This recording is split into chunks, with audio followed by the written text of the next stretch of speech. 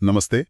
आज हम बात कर रहे हैं नाइजीरिया की और वहाँ ईसाइयों की स्थिति को लेकर जो अमेरिका से हाल में खबरें आई हैं। जी। अमेरिकी राष्ट्रपति डोनाल्ड ट्रंप ने अपने ट्रूथ सोशल अकाउंट पर काफी कड़े शब्दों में कहा है हाँ, मैंने देखा।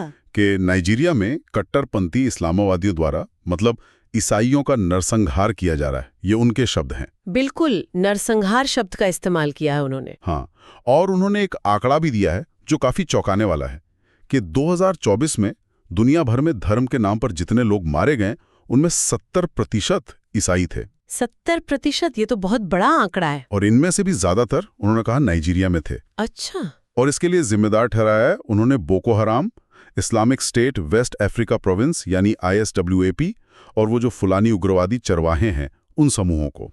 जी, इन नामों का जिक्र उन्होंने किया है। इसी के बाद अमेरिका ने एक बड़ा कदम उठाया है, नाइजीरिया को विशेष चिंता वाले देशों की सूची में डाल दिया है, countries of particular concern. CPC list. हाँ, CPC। तो ये CPC दर्जा क्या होता है, थोड़ा समझाएंगे? हाँ, बिल्कुल।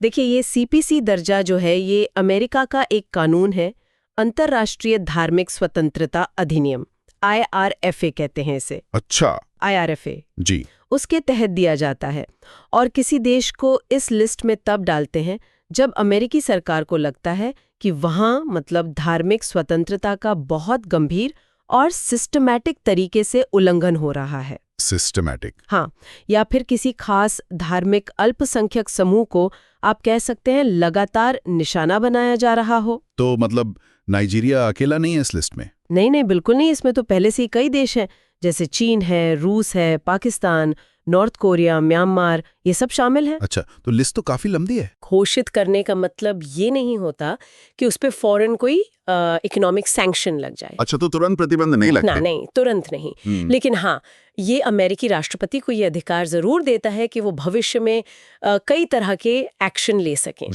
जैसे डिप्लोमेटिक दबाव बनाना या फिर कुछ खास तरह के आर्थिक प्रतिबंध लगाना। पर ये पूरी तरह से राष्ट्रपति के अपने विवेक पर निर्भर करता है कि वो क्या कदम उठाते हैं और कब उठाते हैं। ठीक है, तो ये एक तरह से आगे की कार्रवाई का रास्ता खोल देता है। बिल्कुल। और ट्रंप प्रशासन ने इसके आगे कुछ कहा है, क्या करने वाले हैं? हाँ, उन्होंने अमेरिकी कांग्रेस के सदस्यों को और सीनेट कमेटी को कहा है कि इस मामले की फौरन जांच करें और एक रिपोर्ट दें। रिपोर्ट मांगे? जी, और उसी रिपोर्ट के आधार पे फिर आगे की कार्रवाई तय होगी। और ट्रंप ने ये भी जोर देकर कहा है, और ये काफी अहम बात है, कि अमेरिका ईसाई धर्म पर जो कथित जुल्म हो रहे हैं उन्हें बर्दाश्त नहीं करेगा। और इसके लिए अगर मुस्लिम धर्म या मुसलमानों के खिलाफ भी जाना पड़े तो वो पीछे नहीं हटेंगे। ये उनके शब्द हैं। ये तो बहुत मतलब सीधी और कड़ी बात कह दी उन्होंने। हाँ, ये उनके रुख को साफ दिखाता है। जाहिर है ये आरोप बहुत गंभीर हैं। तो नाइजीरिया की सरकार क्या कह रही है इस पर? देखिए, नाइजीरिया की सरकार ने तो इन सभी आरोपों को पूरी तरह से खारिज कर दिया है, सिरे से नकार दिया है। अच्छा। उनका कहना है कि उनके देश में सभी को पूरी धार्मिक स्वतंत्रता मिली हुई है और सरकार किसी भी धर्म के खिलाफ जो हिंसा होती है उसका बिल्कुल भी समर्थन नहीं करती। तो यहाँ तो बिल्कुल दो अलग अलग बातें हो गई। जी हाँ, बिल्कुल विपरीत बयान है दोनों तरफ से। तो अब आगे क्या लगता है, क्या हो सकता है? क्या अमेरिका सच में कोई एक्शन लेगा नाइजीरिया पे? जैसा मैंने कहा, पहले तो अमेरिका एक डिटेल्ड रिपोर्ट तैयार करेगा नाइजीरिया की जमीनी हकीकत पर।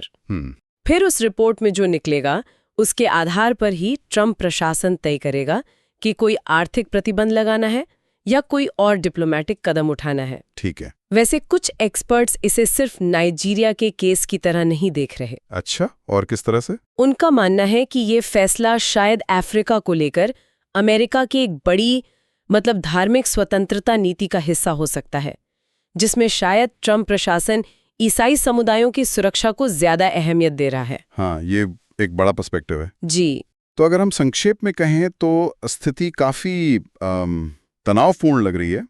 एक तरफ ट्रंप प्रशासन है जो नाइजीरिया पर ईसाइयों पर जुल्म के गंभीर आरोप लगा रहा है, उसे CPC लिस्ट में डाल चुका है। हाँ। और दूसरी तरफ नाइजीरियाई सरकार है जो इन सब बातों को पूरी तरह से नकार रही है और भविष्य में अमेरिका शायद और भी कड़े कदम उठा सकता है। बिल्कुल, इसकी संभावना बनी हुई है। और ये पूरी स्थिति ना एक बहुत अहम सवाल भी खड़ा करती है। क्या सवाल? कि जब कोई एक ताकतवर देश किसी एक इलाके में धार्मिक उत्पीड़न के मुद्दे पर इतना ज्यादा फोकस करता है, तो ये अंतर्राष्ट्रीय संबंधों में जो प्राथमिकताएं बदल रही हैं उसके बारे में क्या इशारा करता है।